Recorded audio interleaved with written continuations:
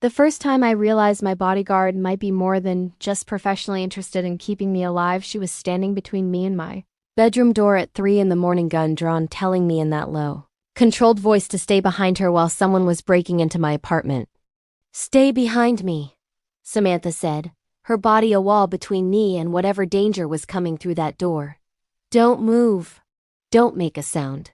I could hear glass breaking downstairs, footsteps on hardwood, someone moving through my home like they had every right to be there. My heart was hammering so hard I thought whoever it was would hear it. But Sam was perfectly still, perfectly calm, like this was just another Tuesday. And then, right before she moved toward the door to confront whoever was down there, she turned back to look at me. Just for a second, our eyes met in the darkness. And she kissed me. Hard, desperate, like she might not get another chance. Then she was gone, disappearing into the hallway with her weapon raised, leaving me standing there in my pajamas trying to process what had just happened while someone who wanted to hurt me was 3 rooms away. Tell me where you're watching from. Drop your city in the comments below, and if stories like mine resonate with you, please hit that subscribe button. Your support helps this channel reach people learning that sometimes the person protecting your life ends up stealing your heart. My name is Isabella Torres, and this is the story of how my bodyguard Samantha Reed went from the stern professional I hired to protect me from a stalker to the woman I fell in love with in the most dangerous 3 months of my life. I never thought I'd need a bodyguard. At 28, I was a mid-level tech executive at a startup in San Francisco. Not famous, not rich enough to be a target, just living my normal life. Then the messages started. At first they were innocuous. Instagram DMs from an account with no profile picture. "Saw you at the coffee shop today.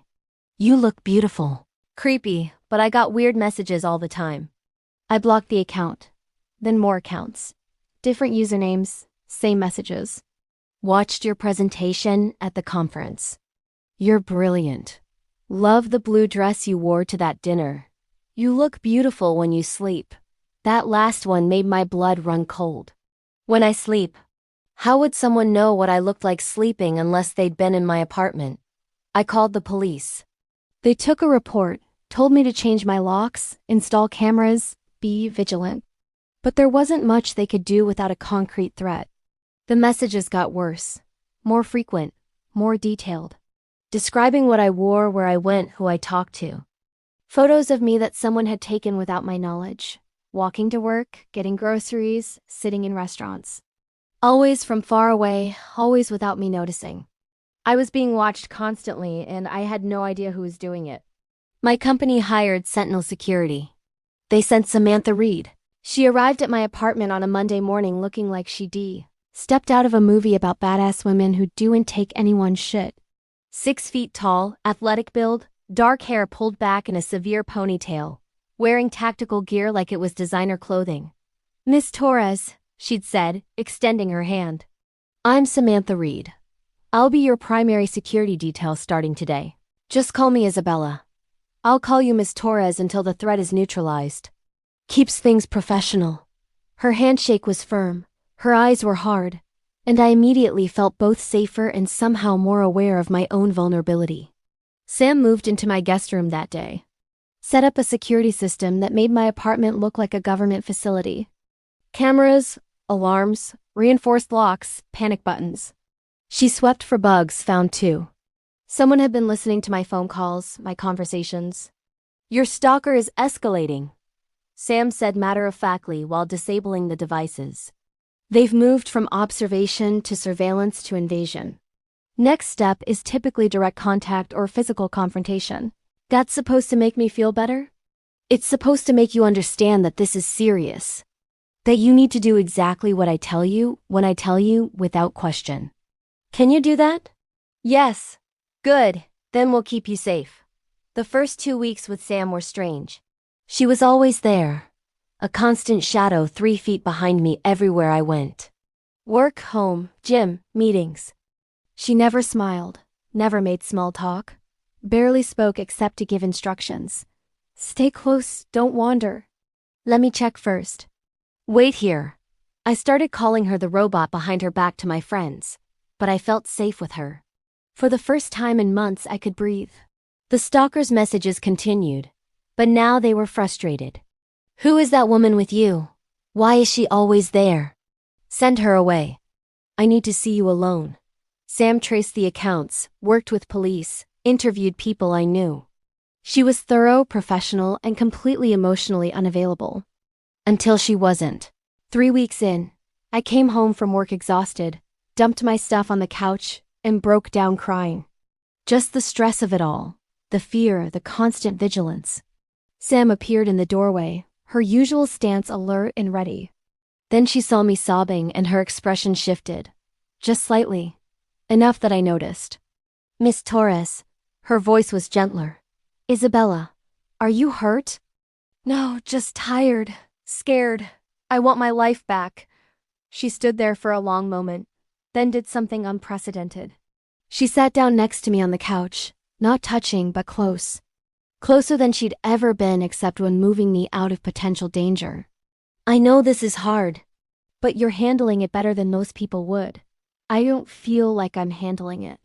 You're still going to work. Still living your life. That takes courage. Or stupidity. Courage! She looked at me then. Really looked at me, and I saw something in her eyes that wasn't professional detachment. Something warm and human and interested. Then she stood up, the moment broken.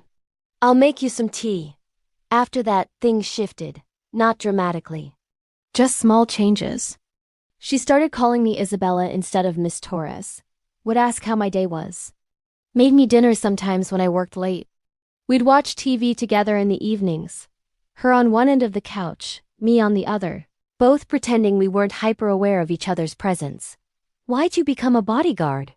I asked one night during a commercial. I was military. Special ops. When I got out, this made sense. I'm good at protecting people. Do you like it? I'm good at it.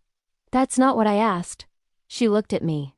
Most of the time, yes, this assignment is complicated.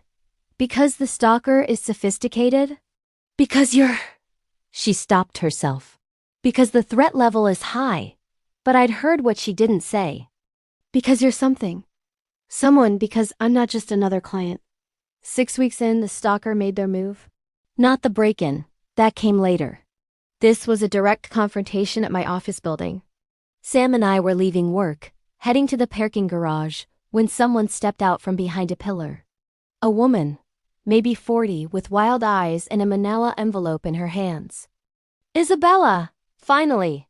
I've been trying to talk to you. Sam moved instantly, putting herself between me and the woman, hand on her weapon. Step back, now. I just want to talk to her. I love her. We're meant to be together. Step back or I will put you on the ground. The woman lunged forward. Sam did exactly what she'd promised. Had her face down on the concrete with hands secured behind her back in about 3 seconds. Security came, police came, the woman was arrested. Finally, after months, they had the stalker, Rebecca Morrison, a former colleague from a company I'd worked at 3 years ago. We'd had exactly 2 conversations, both about work. In her mind, we'd been having a relationship. She'd built an entire fantasy world where we were in love, where I was just waiting for her to make the right gesture, where everyone around me was keeping us apart. She'd go to jail, Sam said later at my apartment, while I sat on the couch, shaking from adrenaline. Stalking, harassment, breaking and entering, assault. She won't be able to come near you. Is it over? It's over. But she didn't look relieved. She looked sad. Which means my contract ends. You don't need a bodyguard anymore. I stared at her. In 6 weeks, Samantha Reed had become the most constant presence in my life. I woke up to her making coffee. Fell asleep knowing she was in the next room keeping watch. She was safety and strength and the first person I wanted to talk to about anything, and I was about to lose her. When do you leave? Company policy says 48 hours after threat neutralization. Make sure there's no secondary danger, then transition out. 2 days? Yes. She wouldn't look at me. Sam. Isabella. I need to tell you something. She finally met my eyes. I've broken about 17 professional protocols on this assignment. Getting personally involved with a client is grounds for termination, but I care about you. More than I should. More than is professional. I think about you all the time. I look forward to seeing you every morning. When you smile at me, it's the best part of my day. And I know that's not appropriate, that I'm your employee, that there's a power dynamic, that you probably don't feel the same way. But I needed you to know that these past 6 weeks have been the best of my life too. She stopped, stared at me. What? I'm falling for you, Sam. Have been for weeks. I thought I was imagining that you might feel something too. You weren't imagining it. Then why are you leaving? Because it's my job. Because I signed a contract. Because I don't know how to be anything other than your bodyguard. Then don't leave. We sat there looking at each other across 3 feet of couch that felt like miles. And I knew if I didn't do something, she'd walk out in 48 hours and I'd never see her again. I closed the distance between us, kissed her. She froze for half a second, then kissed me back like she'd been waiting her entire life for permission. We ended up tangled together on that couch until her phone alarm went off at midnight, her nightly security check. She started. Stay. Isabella. Sam, please. Don't leave. Not in 2 days. Not ever. We'll figure out the professional stuff. You can quit. I can pay the contract termination, whatever. Just don't walk away from this because of a job. I don't know how to protect you and be with you at the same time. The two things conflict. Then stop being my bodyguard and just be my girlfriend. She smiled, the first real smile I'd ever seen from her. It was beautiful. Girlfriend. I like that. Me too. That was 3 days ago. Sam was supposed to leave yesterday. Instead, she terminated her contract with Sentinel, paid the penalty out of her own savings, and helped me reset my security system to something I could manage myself. We were figuring out what us looked like. Dating, I guess, though we'd sort of skipped the dating phase and gone straight to living together.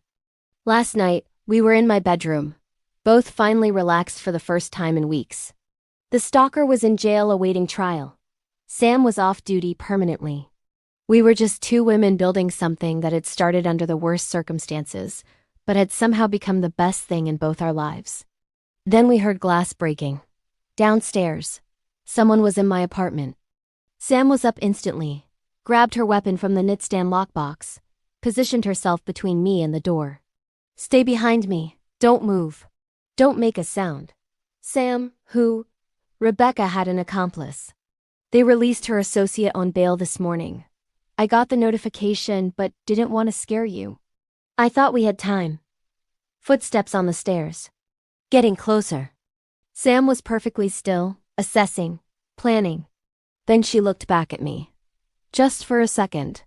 Her eyes held everything we hadn't had time to say. All the feelings we were just starting to explore. The future we might not get. And she kissed me. Hard and desperate and full of promise and fear. Then she was moving, disappearing into the hallway with her weapon, confronting whoever had come to finish what Rebecca started.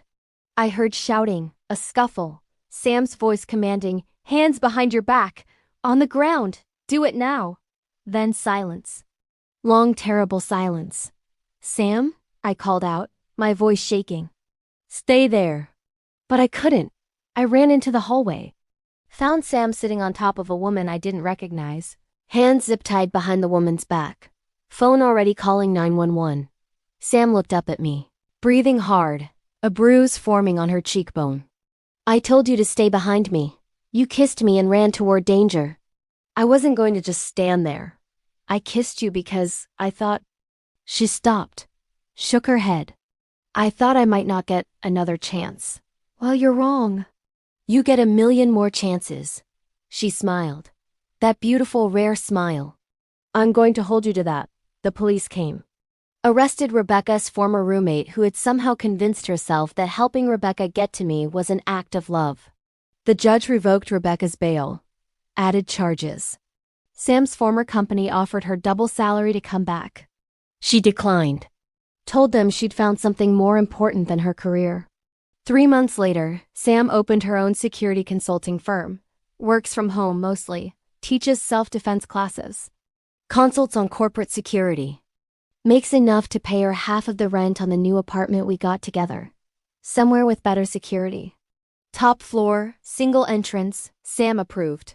We still haven't really dated. Did everything backwards. Lived together before our first kiss. Had a life or death situation before our first date. But somehow it works. She still calls me Miss Torres when she's being playful. Still positions herself between me and any perceived threat when we're out. Still makes me feel safer than I've ever felt while simultaneously making my heart race. Last night she asked me to marry her. Said she wanted to make it official that her job for the rest of her life was keeping me safe and happy. I said yes, obviously, because the woman who was just my bodyguard became my girlfriend, became my fiancée, and will soon be my wife. And every single day she still looks at me like I'm something precious worth protecting. Like loving me is the most important mission she's ever had. If you've ever fallen for someone in impossible circumstances, if you've ever had someone put themselves between you and danger, if you know what it's like when professional boundaries dissolve into something real, I want to hear your story. Tell me in the comments where you're watching from, and please subscribe to help these stories reach people learning that sometimes the person hired to protect you ends up being the person you were always meant to find. Thank you for being here, for listening, for understanding that love doesn't always arrive safely or conveniently, but it's worth it anyway.